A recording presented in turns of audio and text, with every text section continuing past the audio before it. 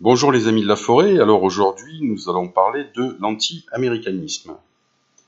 Alors pour cette petite conférence, je vais m'appuyer surtout sur l'excellent livre de Philippe Roger, L'ennemi américain, qui analyse les causes de l'anti-américanisme français.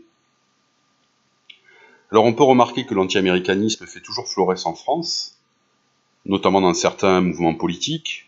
Je pense à certains mouvements de gauche comme le PCF ou même le Parti de gauche, qui sont certainement encore influencés par la guerre froide, les positions, les postures de la guerre froide, mais aussi dans la droite souverainiste française, je pense à l'UPR de François Asselineau, mais aussi parfois au Front National. Il faut rappeler quand même que De Gaulle avait eu quelques mailles à partie avec les Américains pendant la Seconde Guerre mondiale et après. Alors, l'anti-américanisme de droite, alors il a commencé juste après la Révolution française. En fait, on pense surtout à l'anti-américanisme de gauche, l'anti-impérialisme, qui date en fait de la guerre froide, mais l'anti-américanisme a commencé à droite, avec le penseur de la contre-révolution française, Joseph de Maistre, qui s'était réfugié en Russie, à l'époque, juste après la Révolution française, qui évidemment n'aimait pas les États-Unis, pays où des boutiquiers, où le peuple s'était donné une constitution. Constitution, quelle horreur! Je rappelle que la Constitution américaine fut la première constitution quasiment de l'histoire universelle, avec la Constitution de la Corse aussi, et que donc ça ne pouvait être accepté par un noble comme Joseph de Maistre, pour qui en fait l'essence du pouvoir ne venait pas du peuple mais de Dieu. Au XIXe siècle, les États-Unis étaient perçus comme un peuple vulgaire, sans éducation, mercantile, affairiste, et on va retrouver en fait ces idées de Stendhal à Baudelaire. Baudelaire, en fait, qui n'aimait pas les Américains, qui avait tué son poète préféré, qui était Edgar Allan Poe. Mais Baudelaire aussi avait peur de l'américanisation du monde,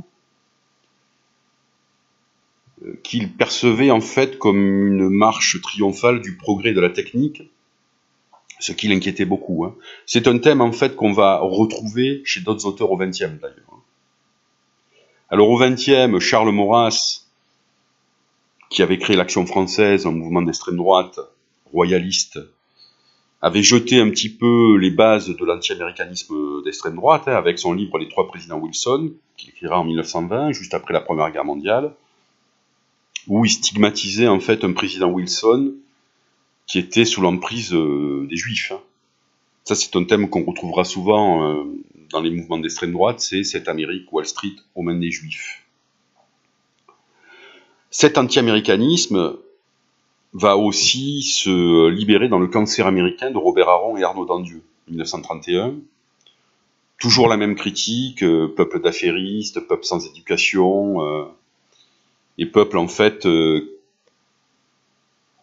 qui a servi les peuples via la finance. Il faut rappeler que quand même, lors de la Première Guerre mondiale, certains pays alliés, c'est-à-dire l'Angleterre, la France et l'Italie, avaient eu recours à des crédits auprès des États-Unis, et qu'après la guerre, ça avait posé problème pour rembourser ces crédits. La France, d'ailleurs, ne les avait pas remboursés totalement. Alors, cet anti-américanisme de droite se déploie même dans la littérature et la bande dessinée, puisqu'évidemment, il y a Céline, qui fut un collaborateur zélé lors de l'occupation de la France, et qui, dans son célèbre roman Voyage au bout de la nuit, Bardamu, lorsqu'il arrive à New York, décrit une ville effrayante, qui inspire l'effroi par sa monstruosité. Et on a aussi chez Hergé, qui lui est belge, mais en fait c'est un francophone, qui dans son Tintin en Amérique va montrer une Amérique qui est un repère de gangsters et de gens corrompus. Donc ça, c'est un petit peu la vision que l'extrême droite avait des États-Unis au début du XXe siècle. D'ailleurs, les collabos français verront les USA comme une terre, et les nazis verront les USA comme une terre enjuivée, marquée par le métissage et le cosmopolitisme. Hitler a méprisé les États-Unis d'Amérique, peuple enjuivé, et il considérait que les Américains n'étaient capables que de fabriquer des frigidaires, que ce n'était pas un peuple viril, apte au combat, et c'est pour ça qu'Hitler a déclaré la guerre aux États-Unis le 10 décembre 1941. 4 jours après Pearl Harbor, hein. Tout simplement parce qu'il pensait que les Américains n'étaient pas un peuple combattant. Ils s'étaient lourdement trompés, comme les Japonais d'ailleurs, qui avaient un peu la même idée qu'Hitler des États-Unis d'Amérique. Les Japonais qui attaquent à Pearl Harbor sont conscients de la puissance industrielle américaine, mais pensent que le peuple américain et ses chefs sont ramollis par la vie consumériste qu'ils mènent et qu'ils seront incapables en fait d'accepter une guerre longue. Ils se sont aussi lourdement trompés. Alors, l'anti-américanisme gaulliste, oui, mais ça, je l'ai rappelé un peu au début, De Gaulle a eu avec Roosevelt, lors de la Seconde Guerre mondiale, des relations exécrables avec les Américains. Alors, Roosevelt, d'un côté, voyait De Gaulle comme un apprenti dictateur, et de plus, Roosevelt était anticolonialiste, et était pour, en fait, l'indépendance des colonies françaises, sous l'emprise française, mais aussi des colonies anglaises. Donc ça pouvait pas trop marcher, en fait, avec De Gaulle, qui avait une certaine idée de la grandeur de la France. Alors, lorsque De Gaulle va arriver au pouvoir en 58, il va un peu se venger du mépris américain pendant la Seconde Guerre mondiale, et il va mettre les GIs dehors, et il va sortir de l'OTAN. Et il va mener une politique neutre entre les deux blocs. Il va ni privilégier les USA par rapport à l'URSS. Cette tradition gaulliste, on va la retrouver dans la position de Jacques Chirac lors de la guerre en Irak. Je rappelle que Jacques Chirac s'est battu pour que les Occidentaux n'attaquent pas l'Irak. On est ici dans une tradition purement gaulliste. Alors, de l'oncle Sam à l'oncle Shylock, alors, ça c'est une image en fait qu'on a déjà avec Maurras dans Les Trois présidents Wilson, c'est-à-dire les États-Unis sous le contrôle des Juifs, et notamment via Wall Street. Donc ça, c'est un thème qui est assez récurrent dans l'anti-américanisme de droite. Et ça va s'exacerber, évidemment, avec la création de l'État d'Israël en 1948, et le soutien indéfectible des États-Unis à ce nouvel État, qui est détesté par les Palestiniens, mais aussi par les Arabes en général. Donc va se superposer, en fait, sur cette vision d'une Amérique en fait dominée par les Juifs, la perception d'un État américain qui est sous la coupe des sionistes. Je rappelle que les sionistes, c'est les partisans de l'État d'Israël. Donc, on va avoir un anti-américanisme qui va être alimenté par l'antisionisme à partir de la création de l'État d'Israël. Antisionisme, évidemment, qui se distingue de l'antisémitisme. L'antisémitisme, c'est être contre les Juifs en tant que Juifs, alors que l'antisionisme, c'est être contre l'État d'Israël. Il ne faut pas confondre les deux, même si parfois certains antisémites essaient avant tout de se faire passer pour des antisionistes. Je pense notamment à Alain Soral, le polémiste d'extrême droite. Alors il va y avoir aussi un anti-américanisme de gauche, qui va commencer dans l'entre-deux-guerres par une critique en fait de la société américaine, de l'American Way of Life. Et là, il y a un livre qui est tout à fait incontournable dans cet anti-américanisme de gauche, c'est Scène de la vie future de Georges Duhamel, en 1930.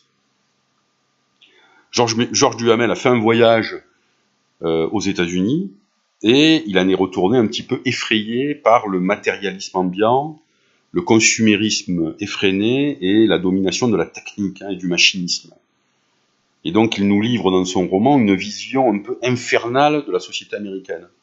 Mais c'est un thème qu'on va retrouver, cette critique de l'American Way of Life. Je pense d'ailleurs au frère musulman Saïd Qutb, qui en fait dans les années 50 était parti aux États-Unis sur l'ordre du gouvernement égyptien de l'époque pour étudier le système éducatif américain et qui en était revenu effrayé par l'American Way of Life, par le matérialisme de ce pays de sans Dieu. On avait la même perception chez le frère musulman Saïd Qutb, qui va être le père, en fait, du recours à la violence pour les mouvements islamistes. Mais cette critique, en fait, de l'American Way of Life, on va la retrouver chez beaucoup d'intellectuels français dans les années 60, 70, 80. On a Jean Baudrillard, notamment, qui va être un grand pourfendeur, en fait, de l'American Way of Life, mais Guy Debord aussi, dans la Société du spectacle, jusqu'à Alain de Benoît, le père de la Nouvelle Droite, qui est effrayé aussi par cette société matérialiste qui a perdu sa spiritualité.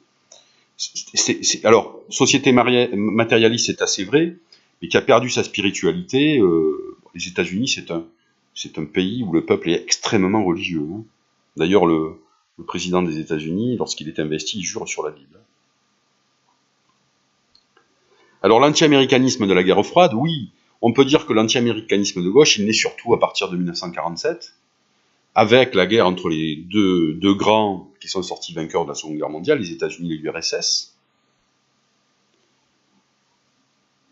avec évidemment tous les partis communistes qui sont affiliés à Moscou, qui vont filer la métaphore anti-américaine, ça c'est évident. Hein. Ici on voit une affiche qui est éditée par le Parti communiste français, où on voit une pieuvre. Non, la France ne sera pas un pays colonisé par les États-Unis d'Amérique. Les Américains en Amérique. Et donc cet anti-américanisme de gauche de la guerre froide va irriguer quand même toute la gauche française pendant assez longtemps, hein, même aujourd'hui, et va souvent se conjuguer avec un philo-soviétisme. Et surtout dans les années 70, lorsque Mitterrand prend le pouvoir au PS, au début des années 70, hein, il faut savoir que Mitterrand va privilégier une alliance électorale avec le Parti communiste français, et donc toujours pareil, on va plutôt filer la métaphore anticommuniste qui sied à ce Parti communiste, et on va mettre en sourdine son antisoviétisme. L'URSS par rapport aux États-Unis est plutôt protégée en France dans les années 70, à gauche notamment, tout simplement parce que le PS a besoin du Parti communiste français.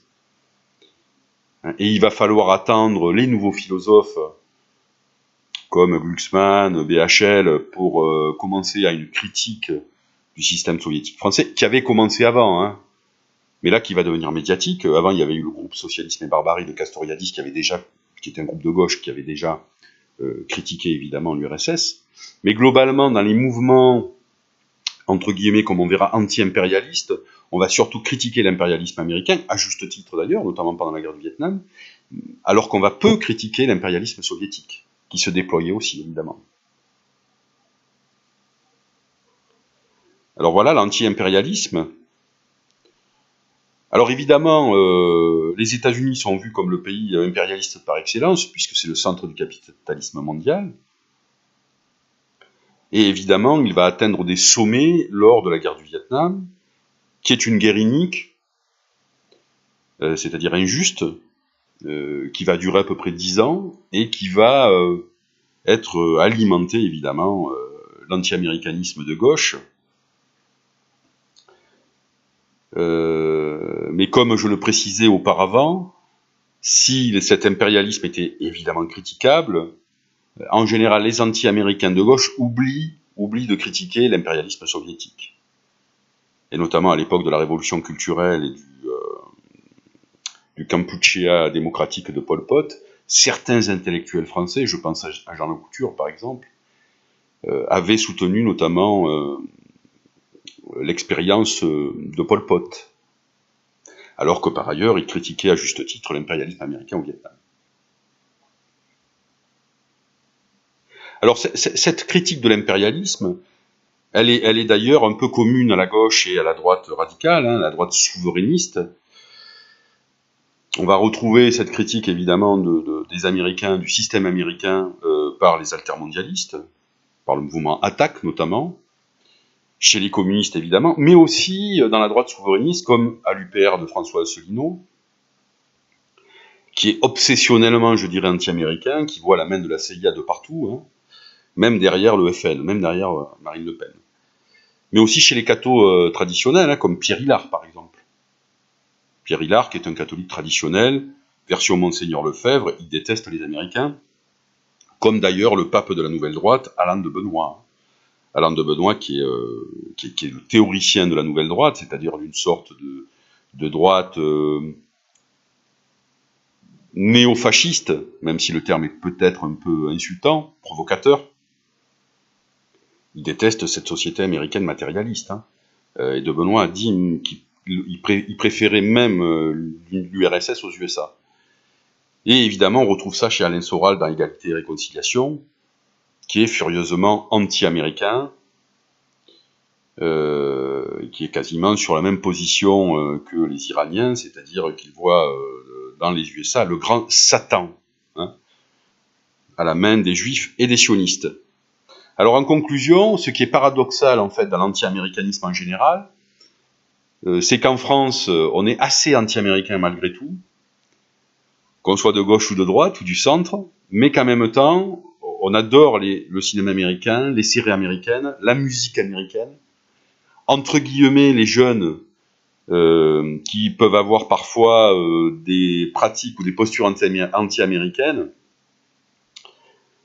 s'habillent en Nike, écoutent du rap américain, regardent des séries américaines et boivent du coca et vont manger au McDo. Et donc, c'est ce côté paradoxal, en fait, qui est assez cocasse. Et je dirais même que la prédiction de Baudelaire, à l'époque, qui avait peur de l'américanisation du monde, ben, cette peur était peut-être justifiée parce que je pense qu'aujourd'hui, le monde s'est américanisé. Voilà, je vous remercie, bonne journée.